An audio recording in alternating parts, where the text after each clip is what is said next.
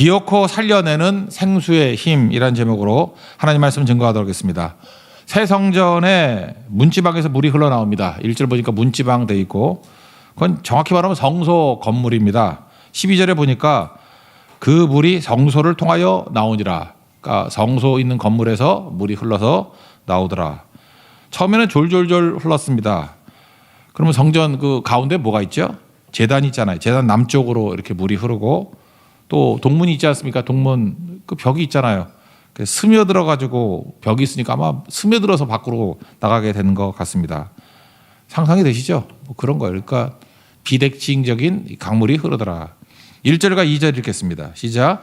그가 나를 데리고 성전문에 이르시니 성전 앞면이 동쪽을 향하였는데 그 문지방 밑에서 물이 나와 동쪽으로 흐르다가 성전 오른쪽 제단 남쪽으로 흘러내리더라. 그가 또 나를 데리고 북문으로 나가서 바깥길로 꺾여 동쪽을 향한 바깥문에 이르시기로 본즉 물이 그 오른쪽에서 스며 나오더라. 왜냐? 동쪽은 하나님만 들어가시는 문이고 왕만 들어가는 문이고 그러니까 북쪽으로 가서 여기에 그 문, 바깥문이라는 건 동쪽 문을 얘기하고 있습니다.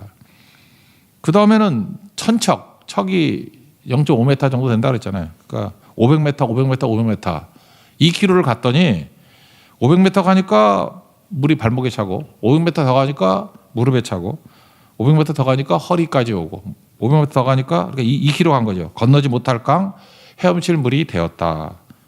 그런 겁니다. 또 한번 읽어보죠. 3절부터 5절까지입니다. 시작.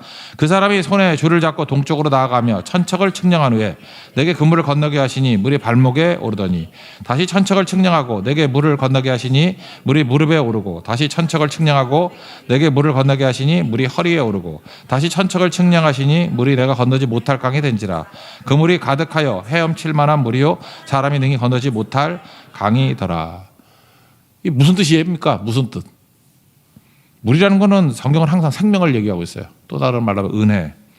그러니까 물이 지나가는 곳에는 생명이 충만해지죠. 과일도 자라고 뭐 나무도 자라고 생명이 충만해진다는 것입니다. 그래서 살리는 강, 그래서 생수의 강 그러잖아요. 물이 생명이다 그런 뜻입니다. 생명이 어디서부터 나와요? 성전에서 생수의 강이 흐른다. 성전에서 은혜가 흐른다. 은혜의 강이 흐른다.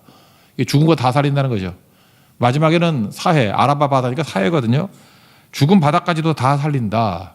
이게 전체 그림입니다. 전체 그림은 뭐 알고 계시죠? 전체 그림이라는 것입니다.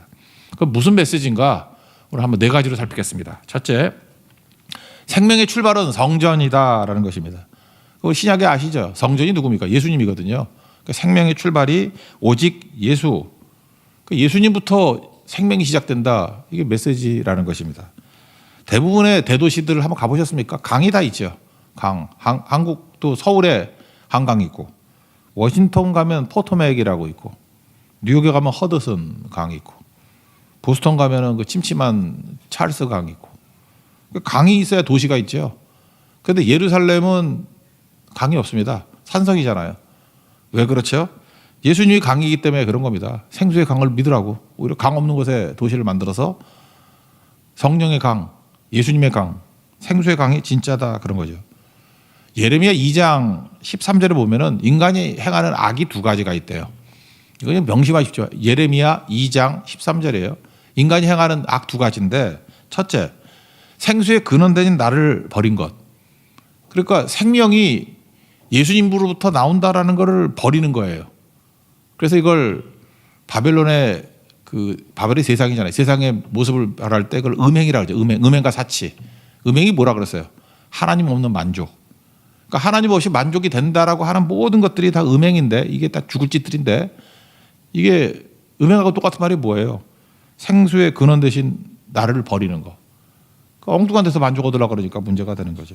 그러니까 만족이 안 되니까 더 하는 거죠. 사치는 반드시 중독에 빠지게 만든다는 것입니다. 그러니까 세상은 하나님 없는 만족을 추구하기 때문에 다 중독이에요. 중독.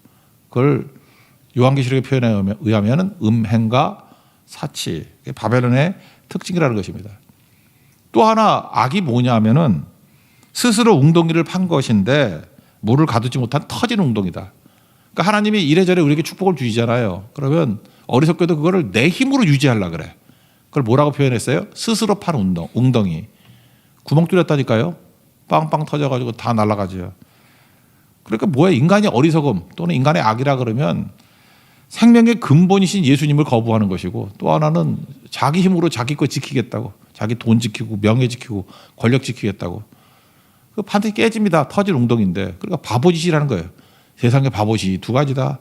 예수님 없는 만족을 찾는 것, 그리고 스스로 뭘 지키겠다고 하는 거. 이해가 되시죠? 이게 한탄하는 거예요. 예레미야 2장 13절. 그러니까 예수님이 모든 근원 되신다, 생명의 근원 되신다, 이거 붙들어야 되죠.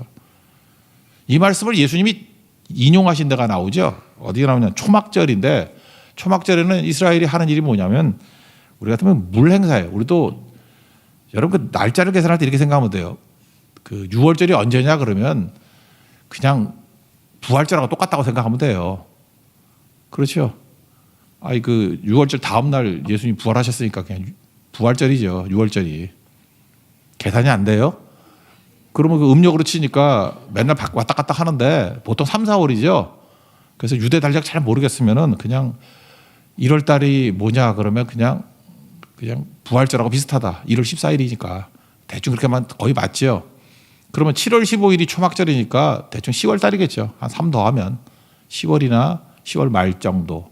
그때 이스라엘에서 뭘 하면 초막절 행사를 하는데, 초막절 행사가 밖에 나가서 뭐 초막 짓고 있는 것만 있는 게 아니라, 사는 것만이 아니라 실로암에서 물을 길어다가 뿌리는 거예요. 뿌리는 거. 물 뿌리는 거. 이거 이사야 12장에도 나오잖아요. 보라, 하나님은 나의 구원이시라. 내가 신뢰하고 두려움이 없으리니 여호와는 나의 힘이고 나의 노래고 나의 구원이시다. 그래서 기쁨으로 구원의 우물에서 내가 물을 기르리로다. 이거 언제 부르는 노래겠어요? 초막절. 물을 기르서 막 갖다 붓는 거라고. 그게 무슨 뜻이에요? 생명이 그러니 하나님께 있습니다. 예수님께 있습니다. 그걸 보여주는 거라고요. 그래서 요한복음 7장 37절, 38절, 39절 보니까 명절 끝날에, 이 명절이 언제예요? 초막절. 예수께서 크게 서서 조용조용 말씀하시는 분이 오래간만에 외쳐 이르시되, 예수님이 막 소리조리 질렀다고. 바리새인이 크게 기도하는 것과 마찬가지로 들으라고 소리 질러서, 누구든지 목마르거든 내게로 와서 마시라. 그 다음은 해석입니다. 나를 믿는 자는 성경의 이름과 같이, 이게 에스겔서거든요. 그 배에서 생수의 강이 흘러나오리라. 그리고 예수님이 친히 해석해 주셨죠. 이는 그를 믿는 자들에게 받을 성령을 가리켜 말씀하신 것이다. 그래서 생명의 강, 생수의 강, 또는 성령의 강, 은혜의 강, 이렇게 말할 수 있다는 것입니다. 핵심은 뭐예요? 예수의 영이 성령이니까 예수님 안에서 생명이 나온다는 거예요. 예수님 말고 딴 데 가서 찾으면 안 된다. 이게 핵심이죠. 그래서 강이 없는 예루살렘에 강이 흐르는데, 어디서부터? 성전 문지방에서부터, 성소에서부터 흐르는 물. 그게 예수님이거든요. 예수님부터 흐르는 강물이 우리를 살린다. 생명의 그런 대신 예수님을 붙들고 우리를 유지하게 하는 것도 예수님이다. 아니면 터진 웅덩이다. 이거 붙드는 믿음의 종 되기를 바랍니다. 두 번째 메시지는 뭐냐면, 생수의 강은요, 성전에서 멀어지면 멀어질수록 더 깊어진다라는 것입니다. 이게 우리 상식을 깨버리는 거예요. 졸졸졸 흐르는 강이 2km 정도 가니까 500m, 500m, 500m 가니까 큰 강이 됐다라는 것입니다.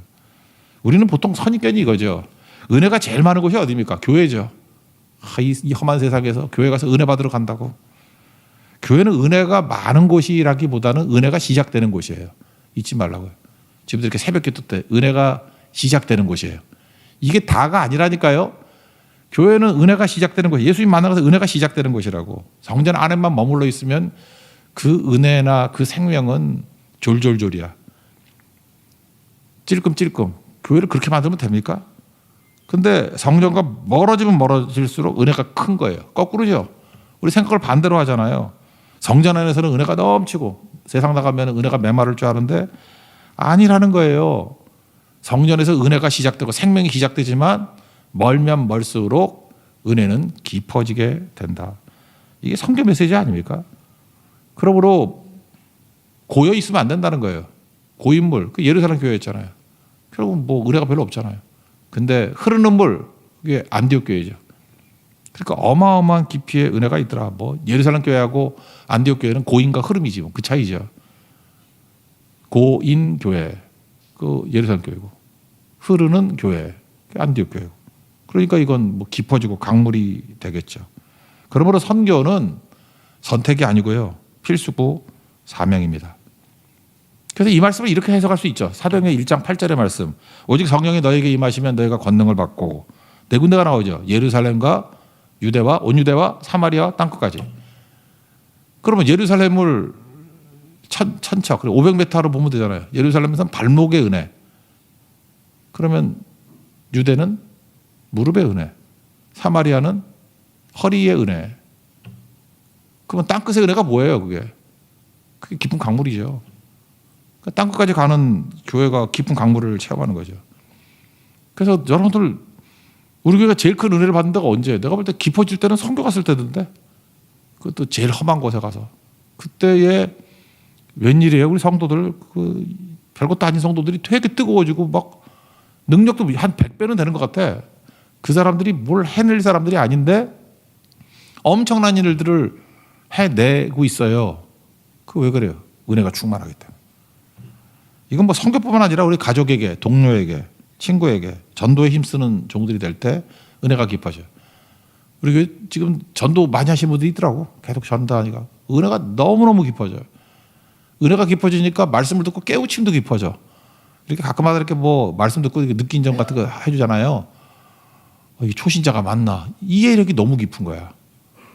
반면에 예수는 10년 믿었다 그러는데 깡통들도 있어. 맨날 오해, 그 뜻이 아니라고. 그래서 내가 말이 길어져. 그 뜻 아니에요. 그냥 기껏 하는 거, 기복신앙밖에 모르고 맨날 복 받고 돈 벌고 이거밖에 모르는, 좀 아프죠. 마음이 아프죠. 성장 못하는 아픔. 그게 아닌데 깊어지질 않아요. 근데 특징이 뭐냐 하면 선교라니까요. 선교. 전도라니까요. 전도 여러분을 살리는 힘이 될 수 있습니다. 그러면 잊지 마십시오. 성경으로부터 멀어질수록 은혜의 강은 깊어진다. 두 번째 메시지. 세 번째는 성전에서 흐르는 물만, 예수님께로 나온 물만 죽은 바다를 살린다는 것입니다. 사해로 흘러가는 물이 두 가지 물이 있죠. 하나는 요단강. 요단강도 물이 들어가잖아요. 근데 요단강 물은 특징이 뭡니까? 요단강에서 흘러 들어가는 물은 사해로만, 요단강은 그래도 살아있는 강이잖아요. 거기 물고기도 많고, 요단강에서 뭐 고기 잡고 그러잖아요. 물론 뭐 배들로 멍청해서 못 잡을 때도 있지만 주로 잡잖아요. 그죠? 근데 요단강에서 잘 잡다가 사해로만 들어가면 다 죽죠. 요단강 물이, 그 좋은 물이 사해로만 들어가면 다 죽어요. 그러니까 먹힌 바 된 거죠. 그죠? 생명이 사망에게 먹힌 바 된 거라고. 그게 요단강이라고. 요단강은 뭘까요? 세상적인 가치, 뭐 여러분 선행, 도덕, 종교, 착함 이런 거죠. 그러니까 세상의 좋음으로 되는 게 아니에요. 제가 어제 저녁에 이렇게 뭐 성도들하고 메시지를 하다가 굿나잇이 지겹더라고. 그래서 이 말씀을 묵상하다가 굿나잇, 뭐가 굿나잇이야. 하나님이 함께하는 밤이 돼야 되죠. 그 자고 깨고 하는 중에 열매 거둔다 그런 말씀 있잖아요. 그래서 God night 그랬어요. God night. 근데 되게 반응이 좋아. 여러분 같이 웃었어. 되게 반응이 좋아. 그래서 이제 굿모닝 안 하고 갓모닝 그래야겠어. 우리 교회는 무조건 다 가수로 합시다. 그죠? 오직 예수잖아요. 갓모닝, God works. 하나님이 일하신다. God evening. 우리 여러분들 God people. godpeople.com. 그 제 후배가 하는 회사인데 godpeople.com. 그죠? 그죠? 우리끼리 이제 인사할 때 굿모닝 하지 말아요. 갓모닝. 뭐예요? 요단물 갖고 살리지 못해요. 성전에서 흘러나오는 물 갖고만 살 수 있다고, 사회는. 그러니까 우리가 힘과 능력 갖고 안 된다는 거죠. 요단, 성전에서 흐르는 물이 들어갔더니 요단물은 다 죽었는데 반대가 되죠. 9절 읽어봅시다. 시작. 이 강물이 이르는 곳마다 번성하는 모든 생물이 살고 또 고기가 심히 많으리니 이 물이 흘러 들어가므로 바닷물이 되살아냈고 이 강이 흐르는 각처에 모든 것이 살 것이며. 12절도 한번 읽어볼까요? 12절 시작. 강 좌우가에는 각종 먹을 과실나무가 자라서 그 잎이 시들지 아니하며 열매가 끊이지 아니하고 달마다 새 열매를 맺으리니 그 물이 성소를 통하여 나옴이라. 그 열매는 먹을 만하고 그 잎사귀는 약재료가 되리라. 생명도 주고 치유된다는 것입니다. 여러분 병든 분들, 그 예수님께로부터 흘러나오는 물은요 우리를 치유하는 능력이 있어요. 그래서 성경에도 보세요. 예수님 때문에 치유받은 사람들이 많이 있잖아요. 그죠? 그게 능력이라는 것입니다. 마지막 네 번째, 인간의 절망이 하나님의 시작이다. 제가 이 말씀을 왜 하느냐 하면 이 말씀하고 지난 수요일에 증거했던 씨 뿌리는 비유, 누가복음 8장 4절부터 15절의 말씀이 연결이 되더라고. 그게 연결되는 것들을 좀 설명을 했으면 좋겠어요. 제가 지난주에도 시간상 다 설명을 안 했던 것 중에 오늘 하려고 좀 이렇게 남겨둔 게 있거든요. 예수님이 뭐라 그러냐면은 그 씨 뿌리는 비유를 설명해 주면서 보기는 보아도 보지 못하고 듣기는 들어도 깨닫지 못한다. 이사야서 6장에 있는 말씀을 인용을 해. 그거 여러분 읽을 때마다 약간 불편하지 않았어요? 이게 뭐 애들 장난도 아니고 뭐 예수님 비유가 그게 어려워요, 그게? 대충 맞출 수 있는 거 아닌가, 그 정도면? 안 그래요? 그게 기발한가요? 그 앞에 예수님이 또 뭐라고 말씀하냐? 누가복음 8장 10절에 하나님 나라의 비밀을 아는 것이 너에게는 허락되었으나 다른 사람에게는 비유를 하나니. 그래서 다른 사람들은 못 알아들으라고 비유로 말한다고 하시는 취지로 말씀하신다고. 사실 여기 여러분 읽을 때마다 좀 머리 도시는 분들은 좀 이상하다고 느끼지 않아요? 뭐 이게 뭐 좀 무리한 거 아니야? 무리수 아니야? 뭐 이런 느낌 안 들어요? 이걸 뭘 보기는 보아도 보지 못하고 듣기는 들어도 듣지 못해? IQ 100만 대도 이거 알겠는데? 그렇다는 얘기는 우리가 일반인들, 자연이 이해하는 것 너머에 뭐가 있다라는 걸로 봐야 되겠죠. 그러니까 여러분 같은 똑똑하신 분들이 이해하는 것보다 더 넘어서야 뭐가 있다. 그러니까 예수님이 그렇게 말씀하시는 거죠.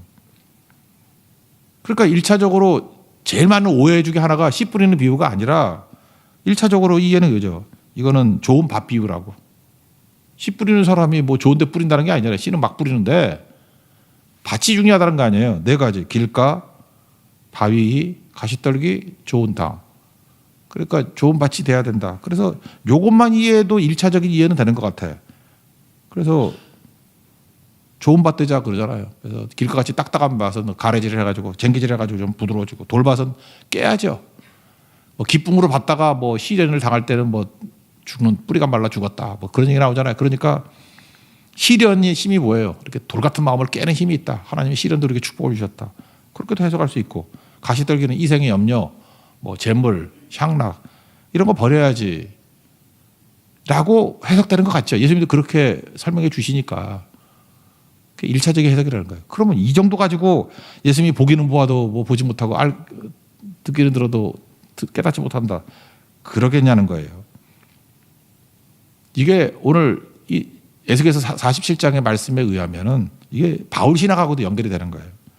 2차적인 의미, 이게 훨씬 더 중요한 건데 도저히 씨가 자라지 못하는 곳에 내가 들어가서 첫 열매가 되겠다. 그 뜻이 더 강한 거예요. 무슨 얘기냐? 돌밭에 떨어지면은 자랍니까? 못 자랍니까? 못 자라요. 근데 예수님이 돌밭에 떨어져서 내가 씨가 돼서 돌을 뚫어버리고 열매 몇 개 만들게. 가시떨기에 떨어지면 못 자라잖아요. 근데 내가 가시떨기에 떨어져서 그놈의 가시 다 작살내고 열매 맺을게. 그 뜻이라고요. 우리가 못 맺는 거 예수님 맺겠다고. 이사야에서 그런 거 나오죠. 그렇잖아요. 뭐 좋은 포도주, 극상 포도를 심었는데 들포도를 맺었다. 그런 거 나오잖아요. 여러분 한번 생각해 보세요. 이게 만약에 좋은 열매를 맺자라는 메시지가 된다 그러면 여러분이 지금 길가고 여러분이 지금 돌밭이고 여러분이 가시떨기예요. 그러면 여러분 결심하면 잘 되든가 이게? 제가 수십 년 동안 성도들을 각성시킨 사람입니다. 깨어나라 각성하라 별짓 다 해도 말짱 도루묵이야. 이게 왜 그러냐면요. 이게 누구를 각성시켜서 되는 게 아니라는 거예요. 근데 언제 되느냐? 하나님이 하시면 되더라고. 하나님이 어떻게 하시냐? 그 사람을 어떤 의미로든 죽여. 자기를 부인하게 만들고 예수님이 주인 되는 인생. 그걸 주님께 맡겨서 되더라고. 근데 그 되는 방법이 뭐냐 하면은 그 사람이 하는 게 아니라 그 사람의 힘을 쪽 빼버리고 예수님이 주인 되셔서 축 늘어진 애를 끌고 가서 예수님이 다 하시는 거예요. 그래서 해내고야 말아요. 돌밭인데 안 되는 것 같이 보이는데 예수님이 그 사람이 주인 되셔서 돌밭을 뚫고 들어가서 앙코르와트 같이 돌 뚫고 뿌리를 내려요. 대단하죠. 입지전적인 인물이죠. 누가 했어요? 예수님이 했다고.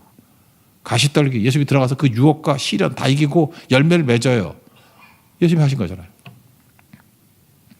잘 보세요. 어떤 밭이라고 말할 때 보면은 우리 뭐로 하냐면 맺힌 열매를 보고 알죠. 저게 포도밭이야. 어떻게 알아요? 포도가 맺히면 포도밭이고 사과가 맺히면 사과밭이고 그런 거죠. 그러니까 뭐예요? 내가 네 안에 들어가서 조건에 관계없이 뚫고 네가 나를 주인으로만 보시면 내가 열매를 맺겠다. 그러면 사람들이 너를 뭐라고 불러요? 좋은 밭이라고 부른다는 거예요. 누가 좋은 밭을 만드는 거예요? 내가 하는 게 아니라 예수님이 하시는 거예요. 그러니까 밭은 맺힌 열매를 통해서 불리움 받는 거예요. 그러니까 내 안에서 예수님이 맺는 거예요. 이거 부활절하고도 연결이 되는데 우리는 100% 죽을 땅이죠. 죽을 밭이잖아. 우리 다 죽잖아요. 모든 사람이 죄를 범하였음에 하나님의 영광에 이르지 못하고 의인 없나니 하나도 없고 죄의 싹은 사망이고 다 죽잖아요 우리. 근데 죽음의 땅에 예수님이 오셔서 생명으로 죽음을 뚫어버렸어. 그래서 죽음을 이기신 성경에 뭐라고 표현됐어요? 부활의 첫 열매. 이 죽음의 땅에 들어와서 예수님이 부활의 첫 열매를 맺으셨어요. 그래서 우리가 뭐가 된 거예요? 죽음의 땅이 아니라 부활의 땅이 된 거라고. 주님이 우리에게 오셔서 땅을 바꿔버린 거예요. 땅을 바꿔버리는 거. 그래서 말도 안 되는 땅. 여러분들 그래서 선교를 갔을 때도 사람 쳐다보면 안 돼요. 그냥 가서 그 정도는 말하면 돼요. 아, 여긴 길가네. 여기는 바위네. 여긴 가시떨기네. 근데 예수님 의지해서 복음을 증거하면 예수님이 생수의 강같이 들어가서 죽은 사이를 살려요. 돌밭에 들어가서 돌을 뚫어버리고 예수님이 열매를 맺어요. 가시떨기에 들어가서 가시떨기를 작살내고 열매를 맺어요. 그러면 나중에 사람들은 뭐라 그래요? 좋은 땅 그런다고. 좋은 땅. 여러분 신앙생활에서 이런 경험 안 해봤습니까? 나는 내가 갱신하고 내가 성장하고 내가 변화돼야 하나님의 좋은 일꾼이 된다. 그래서 항상 나중에 한다 그러지. 선교 가자 그래도 나중에 갑니다. 뭐 하자 나중에 합니다. 좀 더 성장하고 난 다음에. 근데 묘한 게 뭐냐면 나 하나도 안 변했는데 여러분들 아다시피 여러분 죄 짓죠. 숨어서. 죄 짓고 위선적이고 여기 거짓말도 많이 했죠. 그냥 아프다 그런데 그 졸려서 안 나온 적도 많지. 맞지? 그렇잖아요. 근데 아프다 그러잖아. 그거 거짓말했잖아. 그런데 하나님 벼락 떨어져요? 아니죠. 은혜도 주시고 열매도 거두고 칭찬도 듣고. 그러면 우리가 뭐라 그래요? 잠깐만 아니라 그래. 나는 자격 없어요. 나는 아니에요. 아니에요. 여러분 모세 코스프레 하지 마세요. 모세도 그랬어. 난 자격이 없다고. 그러니까 모세의 착각이 뭐냐면 자기가 변화돼서 자기가 능력이 있으면 자기 힘으로 하나님의 일을 한다고 생각해서 그러는 거라고. 모세가 상태는 모르겠어. 40년 동안 뭐 개고생했으니까 좀 뭐 최악은 아니겠죠. 그렇지만 모세의 마음에 그래도 고집이 좀 있잖아. 바위덩어리 된 것 같아. 그죠? 근데 예수님이 들어가셔서 바위를 뚫고 내가 너를 통해서 일하시겠다. 그러면 일하는가 보다. 처음엔 몰랐죠. 근데 하나님 지팡이를 듣고 처음에는 모세도 미숙하잖아요. 근데 일이 돼가죠. 그러니까 우리는 볼 때 모세만 보이잖아. 모세 대단하다. 근데 사실은 모세 뒤에서 일하실 하나님이 대단한 것이. 모세가 뭐 우리나 뭐 다 비슷하죠. 그러므로 하나님께서 부족한 나를 사용하실 때 잠깐만 아니에요. 난 자격 없어요. 나는 뭐 지렁이만도 못해요. 뭐 발가락 사이 때만도 못해. 잠깐 그런 소리 하지 마. 더러워요. 그런 말 잠깐 하지 말고 그냥 가만히 있으세요. 가만히. 크리스찬은 가만히 있는 거야. 그냥 하나님이 나를 통해서 일하시는구나. 그냥 놔두세요. 그러면 그렇게 말하는 거. 굳이 잠깐 그런다 그러면 제가 뭐 이렇게 하잖아요. 성도님께서는 참 겸손과 충성의 종입니다. 그러면 당장 아니라 그러는 사람이 있어요. 아니에요. 내가 뭐 겸손합니까? 그냥 가만히 있으라고. 가만히. 그냥 굳이 겸손하게 말한다면 감사합니다. 그러면 되잖아요. 감사합니다. 주님이 들어가서 여러분 겸손하게 만들 거고 주님이 여러분 속에 들어가서 충성스럽게 만들 거라고. 이걸 이사야서는 뭐라 그래요? 하나님의 열심히 이룬다 그런 거라고. 그리고 이럴 때 아니에요. 이거보다 감사합니다. 이거보다 좀 더 세련되게 말할 수 있는 방법을 가르쳐 드릴게요. 고린도전서 15장 10절에 바울이 했던 말을 따라하면 돼요. 내가 나 된 것은 하나님의 은혜로 된 것이니. 그리고 좀 시간 남으면 내가 한 것이 아니요 오직 나와 함께 하신 하나님의 은혜로다. 그러면 100점이에요. 그 하나님이 여러분 통해서 일하시는 것입니다. 설교 끝. 일어납시다. 복음은 결코 찾아가겠습니다.